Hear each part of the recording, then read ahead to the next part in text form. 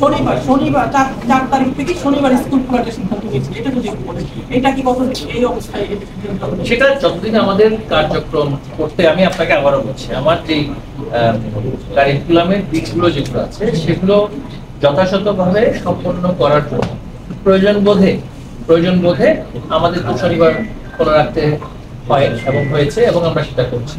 তবে সেটা যদি আমার দিবসগুলো যদি সম্পন্ন হয়ে যায় তাহলে সেটা আমরা খোলা রাখার প্রয়োজন হবে না।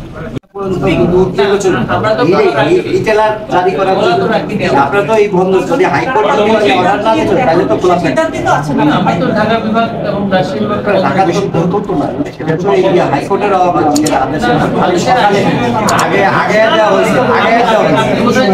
তার আগের দিনে কিন্তু আমরা 5 দিন অতিরিক্ত যে 20 দিনগুলো আছে সেখানে আমরা কিছুটা রিঅ্যাডজাস্টমেন্ট করে, সেটা অবশ্যই গ্রীষ্মকালীন ছুটি যেটা আসছে এবং শীতকালীন ছুটিও, সেগুলো কিন্তু আমাদের যেহেতু জলবায়ু পরিবর্তনের কারণে আমাদের কিন্তু আবহাওয়ার প্যাটার্নটি এই বছর অনেক জায়গাতে পরিবর্তন হয়েছে। আমাদের আসলে ক্যালেন্ডারটা স্থির থাকাটা খুবই কঠিন, ক্যালেন্ডারটা অ্যাডজাস্টেবল হবে। গ্রীষ্মকালীন ছুটি কি বাতিল হবে? অগ্রিম কিভাবে বলবো? আচ্ছা, মাননীয় মঞ্চে তখন কিন্তু আমার ঢাকা শহরের শিক্ষার্থীদের কোনো অসুবিধা হবে না। তো আমরা সেই বিষয়টাকে মাথায় রেখে ওই বিভাগগুলোতে শিক্ষা কার্যক্রম বন্ধ করি। তো এই এমন অবস্থায় আমরা যে কথাটা জানতে পেরেছি যে এই যে বিশেষায়িত প্রক্রিয়া, কিছু কিছু জেলায় তাপমাত্রা কমবে, কিছু কিছু জেলায় বাড়বে, সেটা তো আসলে আমাদের দৃষ্টিতে, নির্বাহী বিভাগের দৃষ্টিতে সেটা একটা পরিচালনাগত বিষয়। এবং এই যেহেতু একটা পরিচালনাগত বিষয়, এখানে অনেকেই সম্পৃক্ত, শিক্ষকগণ সম্পৃক্ত, সংশ্লিষ্ট অনেকেই সম্পৃক্ত। এখন আমরা যদি একটা নির্দেশনা এভাবে করে স্বপ্রণোদিত নির্দেশনা আমরা যদি দিয়ে থাকি তাহলে সেটা আমাদের জন্য অত্যন্ত পরিচালনাগত বিষয়, সেটা অনেক কঠিন হয়ে দাঁড়ায় পরিচালনার বিষয়। সেটা হচ্ছে আমাদের অবস্থান এবং আমরা সেই অবস্থানটা আবারও পুনর্ব্যক্ত করছি যে আমাদের সর্বোচ্চ আদালতের প্রতি আমাদের যথাযথ সম্মান আছে এবং আমরা সেই সম্মান প্রদর্শন পূর্বকই আমাদের অভিমতটা তো আমরা অবশ্যই প্রকাশ করতে পারি।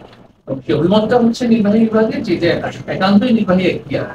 এবং সেই ক্ষেত্রে কিন্তু আমরা যে সকল জেলায় যে বিদ্যালয় খোলা থাকবে বা থাকবে না এইভাবে করে কিন্তু আমরা সিদ্ধান্তটা নিই। আমরা সেভাবে সিদ্ধান্ত নিচ্ছি না। শোনা যাচ্ছে যেটা যে গণমাধ্যমের মধ্যে যে ইংরেজি মাধ্যম ও লেভেল এ লেভেল স্কুল খোলা থাকবে। তো ইংরেজি মাধ্যম ও লেভেল এ লেভেল স্কুল, সেখানে প্রভাবশালী বা ধনশালী ব্যক্তিরা, সমৃদ্ধশালী ব্যক্তিরা তাদের সন্তানদেরকে পড়াশোনা করতে পাঠান, তাদের স্কুলগুলো খোলা থাকবে। আর প্রান্তিক পর্যায়ে আমাদের সন্তান যাদের বাবা মা মাঠে ঘাটে কাজ করে এই বাংলাদেশের অর্থনীতি এবং সমাজকে চালিয়ে রেখেছে, তাদের সন্তানরা পাঠদান কার্যক্রম করতে পারবে না। এটা তো দৃশ্যত বৈষম্যমূলক একটি পরিস্থিতি সৃষ্টি করবে।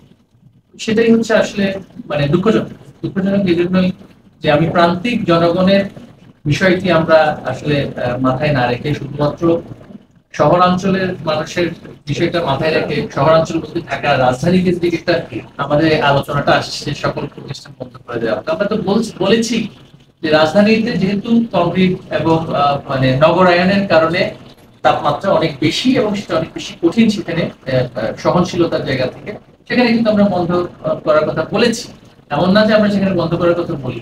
এই অবস্থাতে আমরা বলতে চাই যে আমাদের অবশ্যই আদালতের সিদ্ধান্তের উপরে আমরা শ্রদ্ধাশীল, আমরা সর্বোচ্চ আদালতের সিদ্ধান্তের সাথে আমরা শ্রদ্ধাশীল।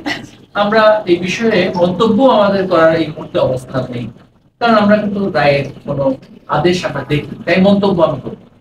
একটা কথাই বলছি যে আসলে নীরবতাটা হচ্ছে এক্ষেত্রে মানে সম্মানের লক্ষ্য। আপনি অ্যাটর্নি জেনারেলের সাথে আলোচনা করেছেন, সেই বিষয়টা কি আমাদেরকে অবহিত করা যাবে? সেটা যেহেতু এটা নির্বাহী বিভাগের সাথে রাষ্ট্রের সর্বোচ্চ আইন কর্মকর্তার সাথে আলোচনা, সেই বিষয়টি নিয়ে তাহলে কি অঞ্চল ভিত্তিক সিদ্ধান্ত সেটাই বহাল থাকছে?